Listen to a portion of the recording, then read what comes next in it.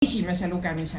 Poliitiline protsess on pikk, võtab kaua aega, tuleb igasuguseid lugemisi ja istungeid ja mis kõik veel, neid on vist loetamatu hulk olnud.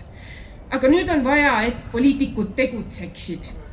Nüüd on vaja, et maaelukomisjon, kelle istung, eks ju, kell 2 teisipäeviti on, kuulaks meie sõnumid, kes me täna siia tulnud oleme.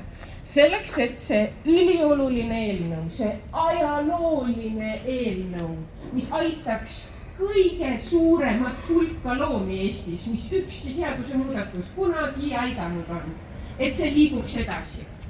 See ei ole suur palve, see on lihtsalt palve poliitikutele, et nad jälgiks seda, mida me palume ja et see eelnõu läbiks selles pikas protsessis järgmise etapi.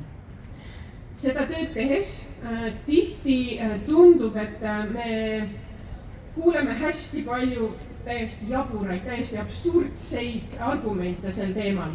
Ja lisaks mulle astub täna sellel üritusel üles Mattias Naan, kes palus, kellelt meie palusime, et ta räägiks natuke inimesena, kes ei ole sellesse teemasse lõpuni süvenenud, aga tuleb ja natuke räägib enda vaatest.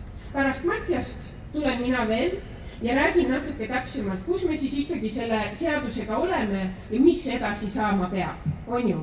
Veel kord, aitäh sulle, et sina oled täna siin. See loeb kohutavalt palju. Ja aitäh, Mattias!